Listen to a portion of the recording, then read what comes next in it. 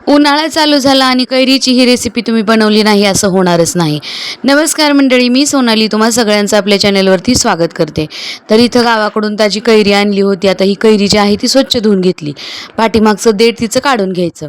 हे बघा, कैरी गावाकडून आलेली आहे. कैरी आंबट गोड आहे. आता या कैरीची मस्त अशी आपण रेसिपी बनवूया.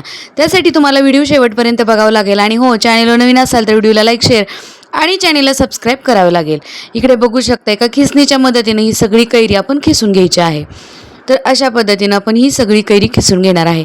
तुम्हाला खरं सांगते, उन्हाळ्यामध्ये भाज्या खाव्याशा वाटत नाही आहेत. मग भाज्या खाव्याशा वाटत नाहीत, तोंडाची चव गेलेली असते, पातळ भाज्या तर अजिबात आवडत नाहीत. मग अधूनमधून काय करायचं, कैरीचं या पद्धतीची ही पदार्थ तुम्ही आवर्जून करू शकता. तर इथे सगळी कैरी मी खिसून घेतलेली आहे. कैरी आंबट होती त्यामुळे मी थोडंसं, म्हणजे थोडी आंबटच, कैरी आंबटच असते, थोडीशी आंबट होती त्यामुळे मी थोडंसं यामधलं पाणी काढून घेतलं. जास्त आंबट असेल तर सगळं पाणी व्यवस्थित काढून घ्यायचं. तर सगळ्या कैरीतलं मी पाणी काढून घेतलं, एका वाटीमध्ये ठेवली. आणि आता इकडं खलबत्ता घेतलाय. खलबत्त्यामध्ये घालूया थोडेसे जिरे चांगले चेचून घ्यायचे. हे बघा, अगदी थोडेसे जिरे व्यवस्थित असे चेचून घ्यायचे. आता जो हा कैरीचा पदार्थ तुम्ही बघताय, जो मी बनवते, तो पदार्थ तुम्ही मिक्सरवर सुद्धा बनवू शकता. पण मिक्सरपेक्षा खलबत्त्यात बनवलेला पदार्थ खूप भारी लागतो. आता थोडेसे जिरे आरद बोबडे बारीक करून घेतले. आता थोडंसं लसूण बारीक करून घेऊया. हे बघा, लसूण चांगला ठेचून घेतला आपण. लसूण ठेचून झाल्यानंतर यामध्ये घालूया थोडासा कढीपत्ता. कढीपत्त्याची पानं मी थोडीशी यामध्ये घातली आहे. कढीपत्त्यानं काय होतं, स्वाद खूप छान येतो आपल्या पदार्थाला. आणि कढीपत्ता आवर्जून घालायचा. आता लगेच थोडंसं मीठ घालूया. तर कढीपत्तासुद्धा यामध्ये व्यवस्थित असा ठेचून घेऊया. बारीक होईपर्यंत मस्त असा ठेचून घ्यायचा आहे कढीपत्ता. हे बघा, कढीपत्ता व्यवस्थित असा ठेचून झाला. आता यामध्ये आपण बारीक करून घेतलेलं व्यवस्थित असा कढीपत्ता बघा बारीक झाला. आता आपण यामध्ये खिसून घेतलेली जी कैरी आहे ती कैरी या खलबत्त्यामध्ये घालायची आहे. तर आज मी ना कैरीची एक वेगळ्या 2 ते 3 दिवस टिकणारी ही चटणी बनवते. आता ही फ्रीजशिवाय माझ्या घरामध्ये 2 ते 3 दिवस टिकते. तर माझ्याकडे ही आवर्जून केली जाते. नेहमी घरामध्ये भाजी काही नसली तरी चालते, पण उन्हाळ्यात जर तुम्ही आलात तर अशा पद्धतीची चटणी तुम्हाला नक्कीच माझ्या घरामध्ये खायला मिळेल. आणि इकडे बघू शकता, ही कैरी जी आहे ती खिसून घेतल्यावर नंतर आपण यातलं पाणी काढून घेतलं, त्यामुळे ही टिकते पण भरपूर दिवस.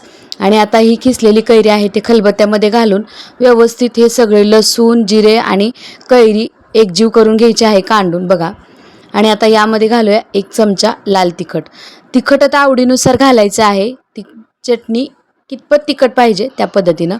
तर बघू शकता. आणि खरंच ही फ्रीजशिवाय 2 ते 3 दिवस टिकते. मग फ्रीज असल्यानंतर 5 ते 6 दिवस तर आरामच टिकेल. आणि आता यामध्ये घालूया थोडंसं मीठ. लाल तिखट घातलं, थोडंसं मीठ घालूया. आणि तिखट मीठ व्यवस्थित असं एकजीव करून घ्यायचं. यामध्ये साखरसुद्धा घालायची आहे. साखर आंबट गोड तिखट चवीची मस्त अशी चटणी लागते बघा. थोडीशी साखरसुद्धा घातली मी यामध्ये. तर माझी ही चटणी बनवण्याची खूप छान अशी पद्धत आहे. तुम्हाला वाटेल खूप वेळ लागतो का चटणी बनवण्यासाठी, नाही, 10 ते 15 मिनटामध्ये मस्त अशी फटाफट ही चटणी तयार होते. फक्त कैरी खिसून घ्यायची, थोडीशी त्याला मेहनत घ्यावी लागते. पण चटणी जर भरपूर दिवस टिकावी असं जर वाटत असेल तर या पद्धतीने एकदा चटणी नक्की करून बघा. मिक्सरवर जर तुम्ही पाणी न काढता चटणी बनवली तर ती चटणी फक्त 1 ते 2 दिवस टिकते. या पद्धतीची जर चटणी तुम्ही कैरीची केलीत ना, तर ही कैरीची चटणी 3 ते 4 दिवस आरामात टिकते. आणि डब्याला म्हणू नका, तोंडी लावण्यासाठी म्हणू नका, किंवा भाजी खायचा कंटाळा आला ना, फक्त चटणी आणि तेल टाकून थोडीशी चटणी आणि कांदासोबत तोंडी लावला ना भाकरीबरोबर, खायलासुद्धा खूप भारी लागते. आता ही चटणी व्यवस्थित एकजीव करून घ्यावा खलबत्त्यामध्ये. बघू शकता, थोडीशी साखर घातली, थोडंसं लाल तिखट घातलं, जिरे घातले. जिरे अगोदरच बारीक करून घेतलेले आहेत मी. तर व्यवस्थित असं हिला एकजीव करून घेऊया या चटणीला. तर मंडळी, उन्हाळा चालू झालेला आहे आणि आपल्या चॅनेलवरती मी उन्हाळ्यातल्या भरपूर अशा उन्हाळी कामाच्या रेसिपी अपलोड केलेल्या आहेत. तुम्ही चॅनेलवर नवीन असाल तर चॅनेलला सबस्क्राईब करा. आणि हो, माझे कुठले व्हिडिओ, कुठल्या रेसिपी तुम्हाला पाहायला आवडतील ते सुद्धा मला कमेंट करून नक्की सांगा. तर ही बघा, चटणी व्यवस्थित अशी कांडून घेतली. व्यवस्थित असं तिखट मीठ सगळं व्यवस्थित एकजीव करून घेतलं. ही बघा, चटणी तयार झाली आहे आपली मस्त. लाल तिखट सगळ्या चटणीमध्ये व्यवस्थित मिक्स करून घ्यायचं. बघू शकता, चमच्याने थोडीशी हलवून घ्यायची. हे बघा. आणि आता इथं ही चटणी तयार झालेली आहे. कैरीची ही चटणीची पद्धत माझी पद्धत आहे, त्यामुळे मी तुमच्यासोबत शेअर केलेली आहे. मी अशा पद्धतीनं घरामध्ये चटणी बनवते. हे बघा, बघू शकता. तर चटणी आपली मस्त अशी तयार झालेली आहे. खलबत्त्यामध्ये बघू शकता चटणीला कलरसुद्धा खूप छान आलेला आहे. या पद्धतीची चटणी नक्की करून बघायची आहे तुम्ही. आता ही तयार झालेली चटणी एका भांड्यामध्ये काढून घ्यायची आहे. चटणी आता आपण एका भांड्यामध्ये काढून घेऊया.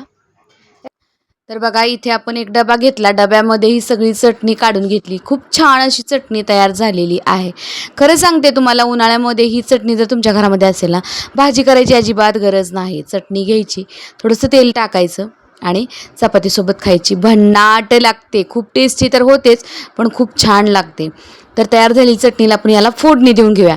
आता गॅसवरती कढई ठेवलेली आहे. कढई गरम झाल्यानंतर त्यामध्ये घालूया फोडणीसाठी लागतं तेवढं तेल. आता आवडीनुसार फोडणीला तेल घालायचं आहे.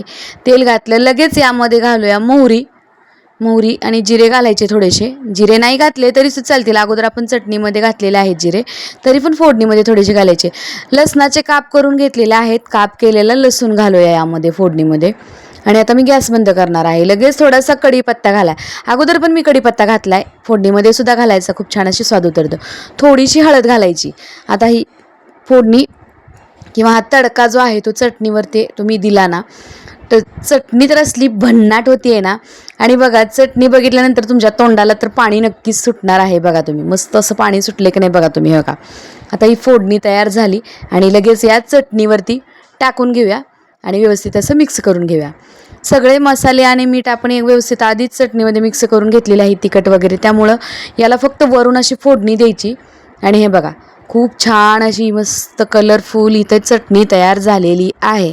ही 3 ते 4 माणसांसाठी आरामात टिकते, 2 दिवस जाते ही चटणी. तर खूप छान अशी चटणी बघितल्यानंतर तुमच्या तोंडाला नक्कीच पाणी सुटलं असेल. अशी भन्नाट चवीची कैरीची 2 ते 3 दिवस टिकणारी चटणी मी आज तुमच्यासोबत शेअर केलेली आहे.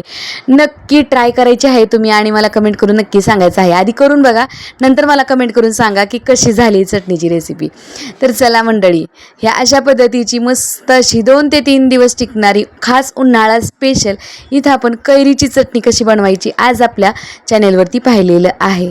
उन्हाळ्याच्या वाळवणातल्या रेसिपीसुद्धा आपल्या चॅनेलवरती मी अपलोड केलेल्या आहेत. त्यासुद्धा जाऊन आपल्या चॅनेलवरती नक्की बघा आणि तुम्हाला कुठल्या रेसिपी अजून पाहायला आवडतील ते सुद्धा मला कमेंट करून नक्की सांगा.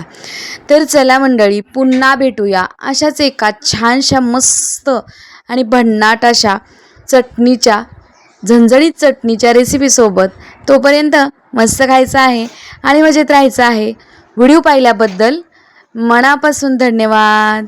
हे बघा भाकरी घेतली, तोंडाला इतकं पाणी सुटले. चला आता मी तर चटणी एन्जॉय करणार आहे, तुम्ही सुद्धा नक्की करा. Bye everyone.